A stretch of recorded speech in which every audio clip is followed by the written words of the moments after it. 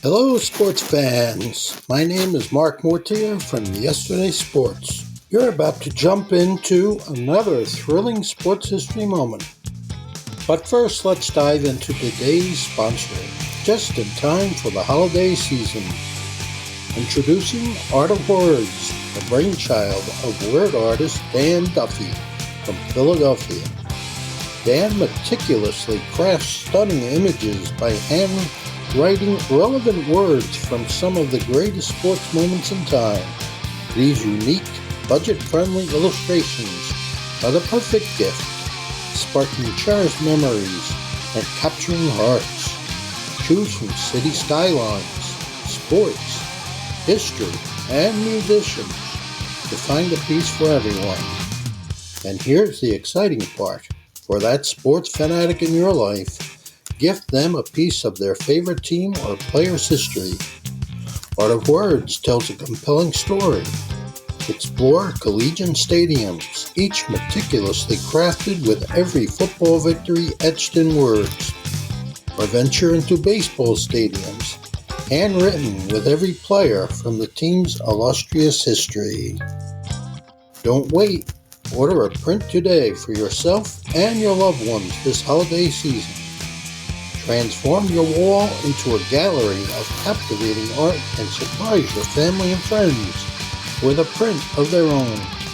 Use code SHN15 at artofwords.com for a 15% discount on your order in November and December. Visit Art of Words, where words magically transform into stunning art, evoking cherished memories and touching the hearts of those you care about.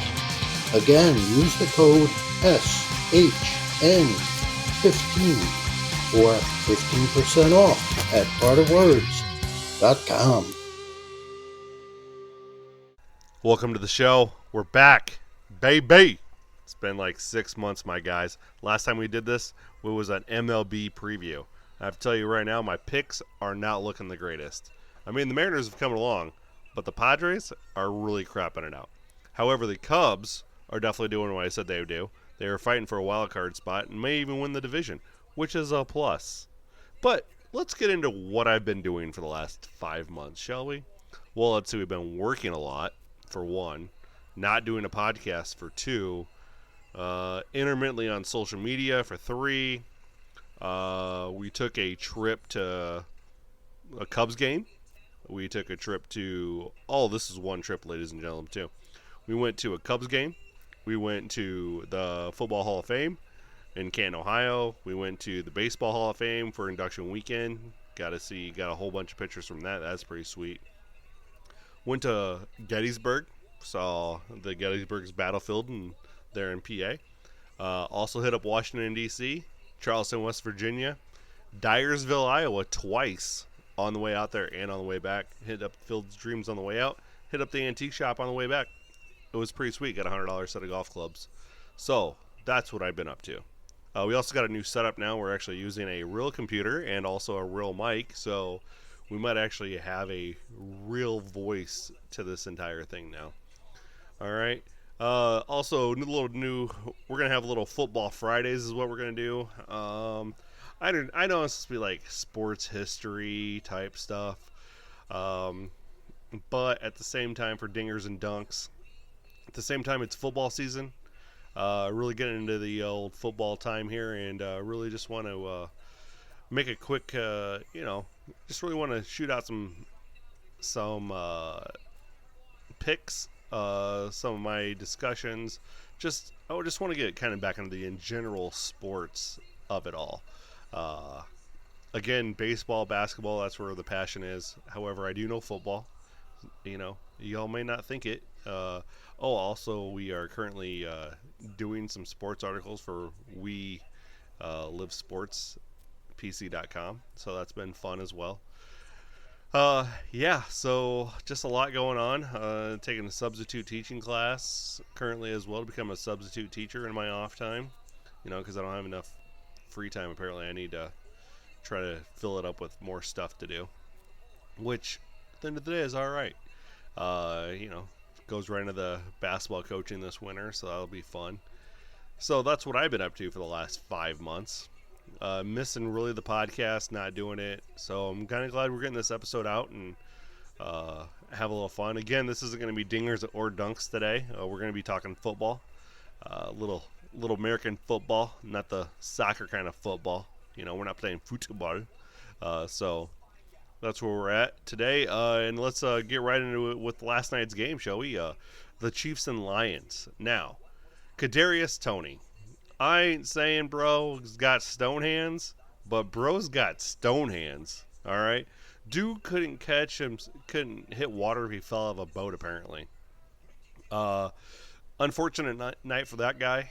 Unfortunate night for the Chiefs. Just because it was their Super Bowl night, celebrating the Super Bowl victory, celebrating last year's run. Travis Kelce was out. They don't have Chris Jones, who's currently on a dispute with his contract, which is, to me, good. I love it when players do that. Love the fact that players are gonna, they want to get paid what they deserve. Saquon Barkley definitely should be getting paid what he deserves, not $12 million a year. Josh Jacobs led the league in rushing last year, worth a little more than $12 million. But all the owners are gun shy and running backs because if you guys got guys like Pacheco, or you got rookies that can come in and run on a rookie deal like what the Lions currently have with Gibbs. They also got Montgomery on a nice little $6 million a year deal as well. So I mean, when you got other options like that, I understand why owners don't want to pay the money, but at the same time, football is like a $15 billion industry, so these owners aren't broke. Okay, what the Commanders just sell for like $4 billion? Like, give me a break, boys. How about you pay your players? All right, pay your coaches. Why isn't Eric Bieniemy a head coach yet?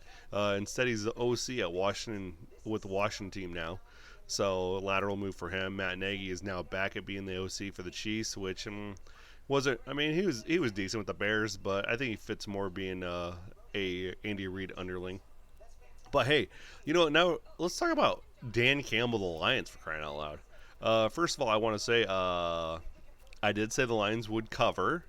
I did say the Lions could probably win. I think Toney doesn't drop 4 passes. I don't think the Lions win, but hey, it's football. You gotta go out there and compete, and I'm not gonna say the entire loss was on Toney. All right, I mean, he did give up. He was the guy that dropped the pass that Branch took back for the pick 6, but still not entirely his fault. I mean, he had some holding calls, some offsides. He had some penalties. It wasn't a clean game. First game of the year. Guys are just getting getting back into the groove, getting the rust knocked off of them. Defense is always ahead of the offense early on, and then the offense comes back and powers it on. Now, does this game mean the Lions are going to be running away with the NFC just because they beat the Super Bowl champions?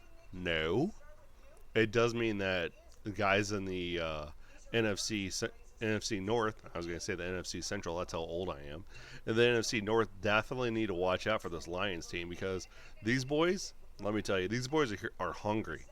They're hungry, as Tyrese says in Fast and the Furious 2. Too fast, too furious, all right? They're hungry. They're out there to win. And you got to remember, the Lions went 8-2 in the last 10 games last year. These guys are on point.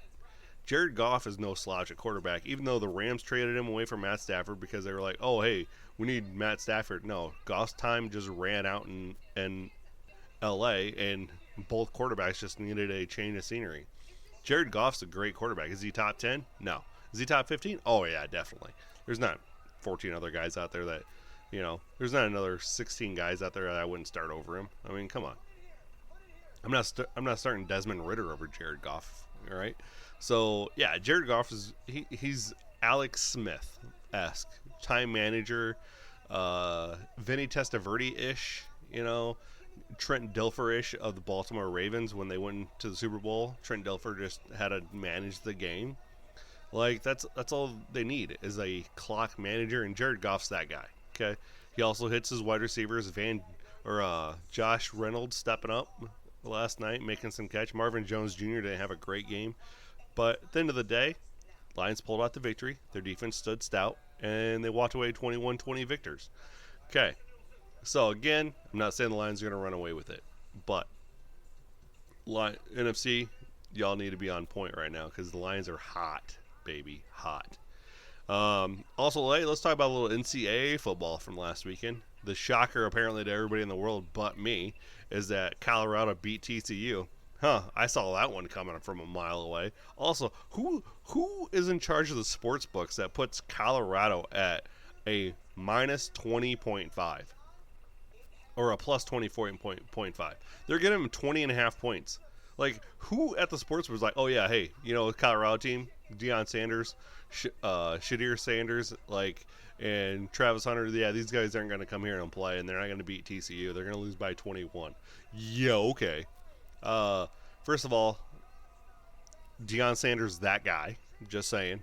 Watched plenty of games at Jacksonville State last year, and definitely know that Deion Sanders is that guy. And following him over the previous 2 years, he definitely deserved a head coaching job with a big-time school, Florida State, a while ago. But, again, not, they were like, oh, well, maybe he's just the one-hit wonder or he can't do that in the big leagues. He's going to do it in the big leagues. Now, they're going to face a Nebraska team this year that's starting with a new head coach, Matt Rule. They underwhelmed against a Minnesota team. That Minnesota team is soft, boys and girls. They're Charmin soft, okay? And for you to lose 13-10 against that team, yeah, it's not really going to be sitting well with you. However, I do believe Colorado wins by a touchdown. All my Nebraska Husker fans out there, my in-laws, just pump the brakes a little bit. It's going to be a rough couple weeks, but you guys are still going to win about 6-7 games, all right, guys? Just calm down. You guys just aren't going to beat this hot Colorado team. I don't see Colorado having a test until they face USC, and then I think that's really going to be the test for them. At that point, Caleb Williams is going to be pretty hot. The Lincoln Riley and the USC team is going to be pretty hot going on, but Colorado's no slouch. I think they could actually probably finish well into the top 25, probably be a top 2-3 team in the Pac-12 for its last year. So, and talk about a conference that just went away in a hurry. The Pac-12. That thing imploded real quick. Apparently, when the only TV deal you can get is from Apple, that's an issue. That's a big-time issue. Ask baseball how that's working out for them with having Apple as their streaming service. It's ridiculous. Okay. Also, the games on Peacock aren't great either. So, Big Ten really working hard on that, aren't you? By putting games on the Peacock network. Probably shouldn't do that, boys. But yeah, the Pac-12 imploding the way it did. Holy crap! And the last two standing right now is Oregon State and Washington State. I'm telling you, just go to the Mountain West, boys. Just go to the Mountain West. Okay. You can go against Boise, you can go against San Diego State, you can go up against my team, the up and coming UNLV Rebels. All right, going in the big house this weekend. Just saying, they're not going to lose by 38 points. All right, they might lose by 20, but they ain't losing by 38. Okay, they might even pull an App State up that big house and pull off a win. Just saying, don't count your chickens yet. They're before your eggs are hatched. They're Michigan, all right, or however that saying goes. I don't know. Midwest boy, don't know really all the sayings around here. So, yeah, it's going to be a lot of fun watching some NCAA football. You got Alabama, Texas. Alabama's definitely winning that game. Texas isn't going to come into Tuscaloosa and try to pull off that one. That's not happening. Let's see what else you got going on this weekend. You got first week of the NFL weekend on Sunday. So, hey, this is your reminder right now.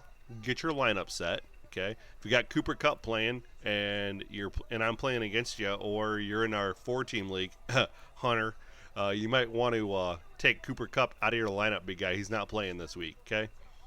Travis Kelce's didn't play last night, obviously. I don't foresee him being out too long because the Chiefs definitely need to use him. Let's see who else is not playing. Anybody have got? If you did not draft Kamara in your league, you're slacking. All right, I got Kamara in all but one league, and I'm in 5 leagues. So there's that. Because after a 3-game suspension, he's going to come back and just run. I don't think it's going to be old Kamara, but definitely with Jamal Williams down there in New Orleans, it's going to be huge, huge help with him in offsetting that. Definitely going to get back to the Mark Ingram, Alvin Kamara two-headed monster down there.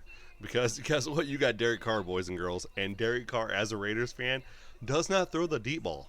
Chris Olave is not going to catch deep balls, okay?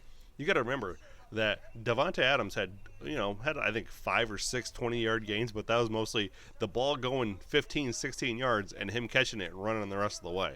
Like, that's what happened. Because that's what happens when Derek Carr's your quarterback, because he doesn't have a deep arm for throwing the ball. Just saying. Let's see. What else we got? All right. This is my shout out to my boy. This is shout out to my boy Gabe here. Yeah, he said you need to talk about the Eagles. All right, my man, I got you. I got the Eagles for you. All right. The Eagles are not winning the NFC East. I'm telling you that much right now. Neither the boys. You know who's winning the NFC East? The New York Football Giants. All right. You know why the New York Football Giants are going to win the East? It's because they have a soft schedule. They also got a running back that is on a contract year that definitely feels like he's been spit in his face with that $12 million deal. Oh, just $2 million above the franchise tender. And Daniel Jones is definitely an underrated quarterback. Now, does the Eagles have a hell of a front line? Yes. Do they have the number one offensive line? Yes. But their defense is suspect. That is for sure. So once their defense gets really, really down to earth, that's where we're going to be at. So with the Giants being the Giants, my guys, it's going to be real, real fun. Let me tell you. All right. The Giants definitely, I think, can go 13-4, 12-5, somewhere in there, and that'll be just fine. I'll tell you that much right now, because the Giants are going to win the East. Cowboys aren't going to make the playoffs again because they're the Cowboys. So we're going to have that situation. I think Mike McCarthy is going to be out. Dak Prescott is see you later. The Cowboys defense just needs to really improve. That's all I'm saying. I don't know what they got to do to get that defense to improve, but they got to figure out a way to improve their defense. Okay. Then in the NFC North, we're taking the Lions to win the North. The Bears second, the Vikings third, and the Packers are going to pull up their rear. Okay, Jordan Love, yeah, I understand he was great in preseason. I understand he had a great spring or a great training camp. I get all that. Okay, I get all that, my guy. However, you have to play live games now in a division that's called the Black and Blue division for a reason, because they beat you up. I don't think Jordan Love can handle it. The Vikings, are the Vikings, and just really need to just mediocre at best. I mean, even winning the division last year, they were still just mediocre. The Bears with Justin Fields is going to step it up. Now they got DJ Moore. By the way, I got DJ Moore on most of my teams as well because they're going to throw him the ball a lot. The Lions, just as you proved last night, are just a gritty team. They got that Detroit bring your lunch, pack it up type of team right now. It's a Dan Campbell team. Guy, just blue collar worker, just comes to bring the hammer all the time. So then let's see. So then we got the NFC South. All right, everybody's picking the Saints. You know what? I'm going to go with a little different here. The Carolina Panthers. All right, the Panthers, my guy. Miles Sanders back there in that backfield. You also got Adam Thielen down there as the underneath receiver. So, I mean, they got their rookie wide receiver. I can't think of his name right off the top of my head. Frank Wright is the head coach down there, right? Frank Wright? Yeah, Frank Wright's the head coach. And you got the number 1 pick, baby. Young's going to come out slinging that ball. All right? And all he's got to do is just not make mistakes, and we're good to go. All right? The Saints, yeah, I understand you got Derek Carr. Okay. You made a big splash. You got Derek Carr. But your defense still soft. You still have Dennis Allen as a head coach.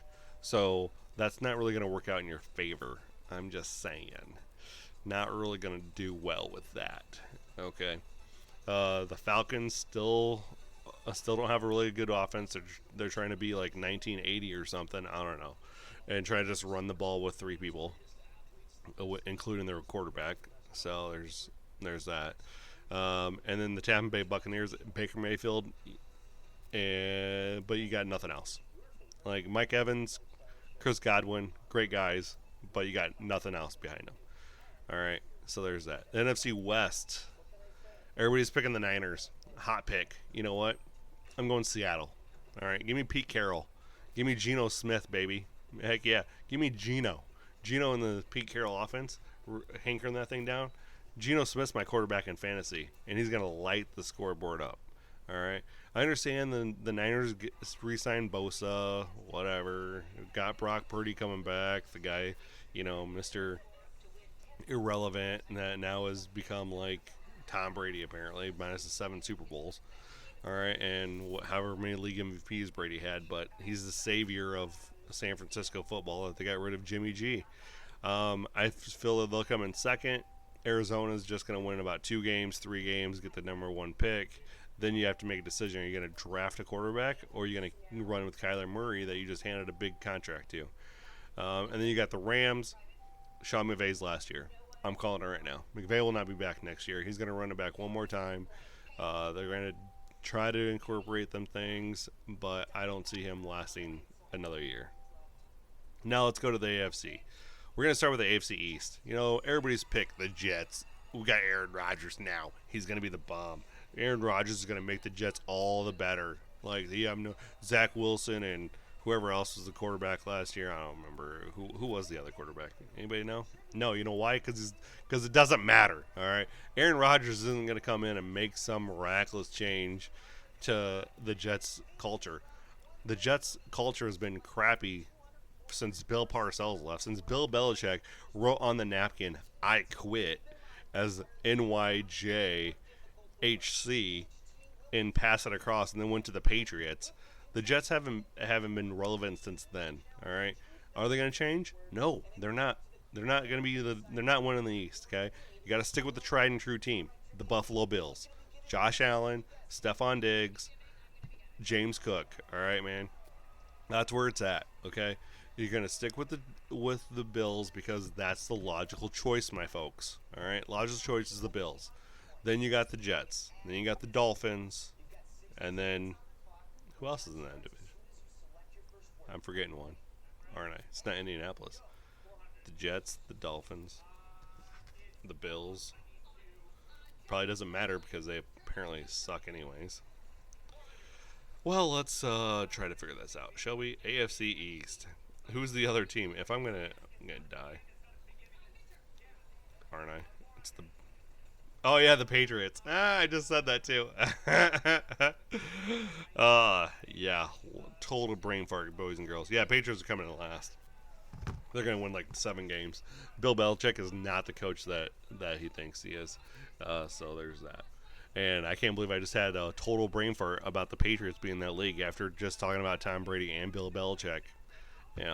Running up to that. So, yeah, it's a bad deal on my part. Apparently, I'm not as knowledgeable about sports as I think I am. Anyways, let's go ahead and go to the AFC North, the other black and blue division in the NFL. That's just going to beat everybody up. You got, Baltimore? Not going to win is finishing second. Cincinnati is the number 1 pick, okay? Cincinnati's going to win the division going away.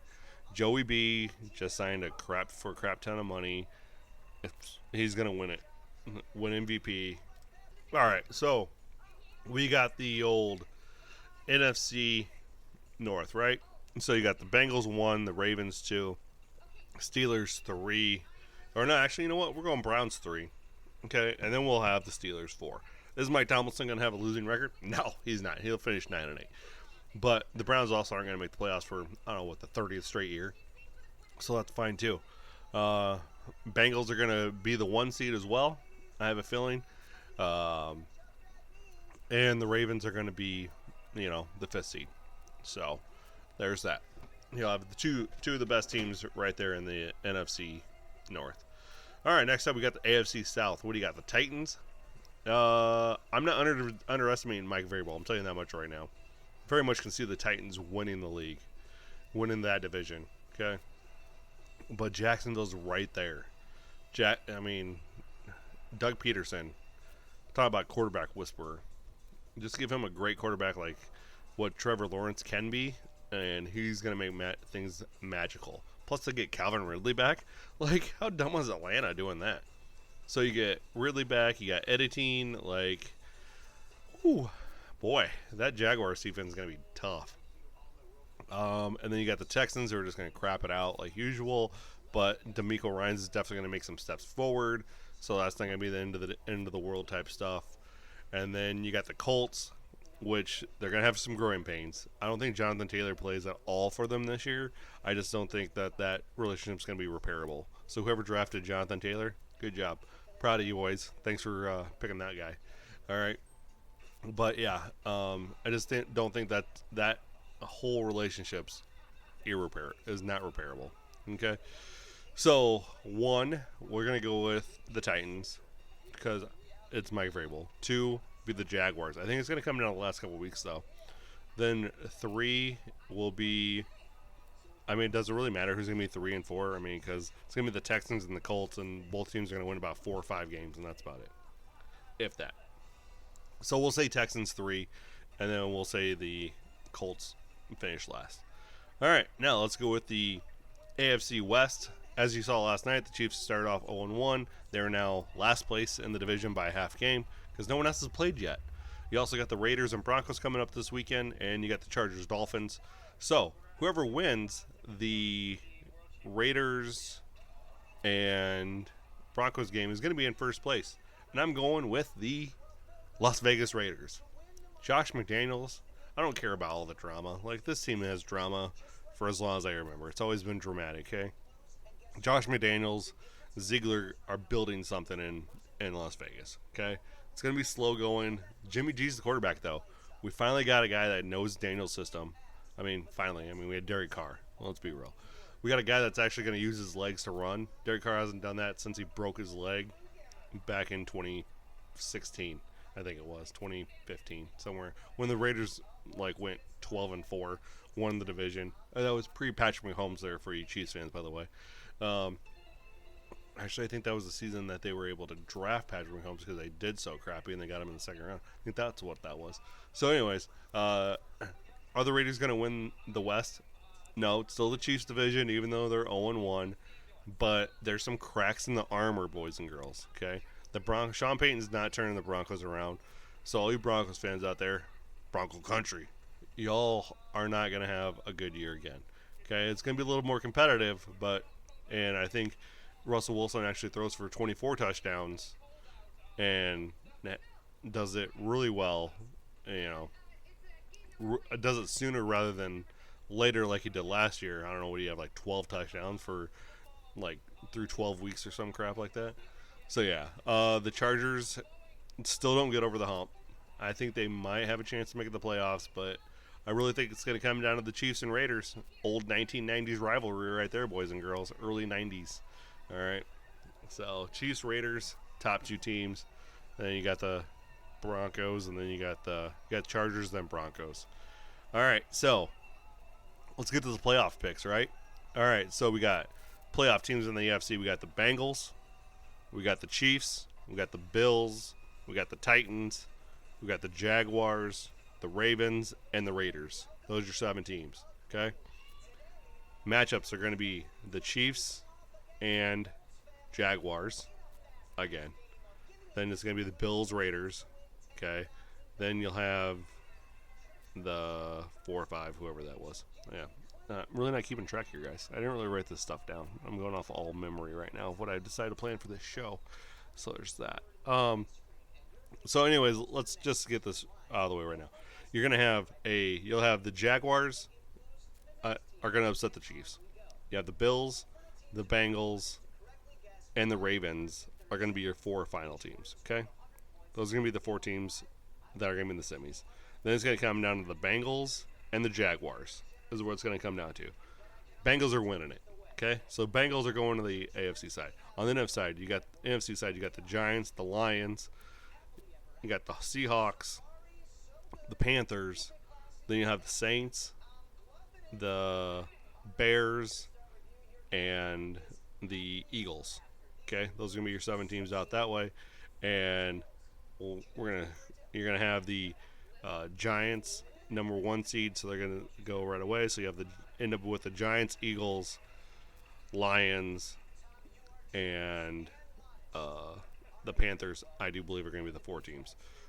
And then you're gonna get the Giants and Lions in the NFC Championship game. Then you're gonna get the Giants moving on to the Super Bowl, eventually losing to the Cincinnati Bengals in the Super Bowl. This year's champs are going to be the Cincinnati Bengals. Joe Burrow is going to just win MVP of the league and also Super Bowl MVP. Jamar Chase is going to have a Justin Jefferson-like year, which kind of sucks that I didn't draft Jamar Chase on my fantasy team. But your Bengals are going to be your Super Bowl champions. So, there's your football for the day. Go out and place all your bets. Say I did it. Okay. Now, let's go with our, we're going to go with our picks of the week. Okay. We're going to do this little segment on Fridays as well. We'll talk about the upcoming games coming up the week. This week we got a little preview of the NFL season, but we are definitely going to do, we're going to do some picks of the week as well, and then go from there. Okay. So, here are the games that I have marked on my calendar, or on my list. All right. First of all, I'm taking the Panthers at plus 3.5 against the Falcons. All right. I'm going to take the Bengals over the Browns at money line, and then we're going to go Vikings over the Buccaneers money line as well. We're going to take the Raiders plus 3.5. We're going to take the Bears money line over the Packers. We're taking the Commanders money line over the Cardinals. We are taking San Francisco over the Steelers. We'll do that minus 2.5. All right. And then we'll take the Titans plus 3 against the Saints. All right. Then we're going to go Miami plus 3 against the Chargers. I'm really hesitant on that one. Not a big fan of that pick, but I think it can pull it off, okay? Then we got Philly. I'm taking minus 4 against the Patriots, okay? I'm taking plus 4.5 of the Rams over the Seahawks. I'm taking the Giants at plus 3.5, okay? Then I am taking the Bills on Monday Night Football, all right? Now, the lock of the week is from college. We're going Colorado plus or minus 6.5. Colorado wins by a touchdown. Okay? So, there you have it. We're going to have these podcast episodes every Friday. I'm probably going to have to put these out sooner than on a Friday, like I'm doing this one. So we'll have to record earlier in the week. But either way, Fridays, we're going to actually, yes, Fridays are going to be the day. We're not going to get the Thursday night game in, obviously. But we were definitely going to have some locks of the week. This week we did the lock of the week of Colorado plus at minus 6.5. We did the NFL game picks. And then we are going to do college picks as well. We'll mix that in once we get out of non-conference play. Okay? All right. Well, you all enjoy your weekend. I'm going to Minnesota for a wedding. And I got a golf tournament on Sunday. So it's going to be a great day. Great week. You all enjoy your time. Love each and every one of you. Thanks for listening. And by the way, thanks to everybody that kept on tuning in, even though I've been gone for 5 months. That's one thing I did really appreciate that. So, thanks again, folks. Y'all have a great weekend. I'll catch you next week. Hey there, sports history fan. This is Arnie Chapman, a.k.a. the Football History Dude, and I wanted to thank you for stopping by to listen to another episode here on the Sports History Network. Our podcasters are passionate about uncovering and sharing sports stories from yesteryear. And if you didn't know it already, we have over 30 shows across the network covering all sorts of sports history topics. In fact, here's a glimpse into one of our awesome podcasts here on the network.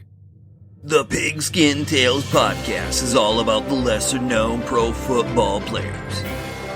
Yes, there are stories about the ones we know, like Brad Tarkenton and Harold Red Grange. But have you ever heard of Ernie Nevers? How about Dave Osborne or even Grady Alderman? These men created their own path to the NFL. How did they do it? Listen to the Pigskin Tales podcast, now streaming on your favorite music platform. Go to pigskintales.com. How about that? I bet you're super hyped to go listen to that new podcast, right? Well, to learn about this show and all the other podcasts on the network, head over to sportshistorynetwork.com/podcasts. Again, that's sportshistorynetwork.com/podcasts. Head over there today to find your next favorite sports history podcast.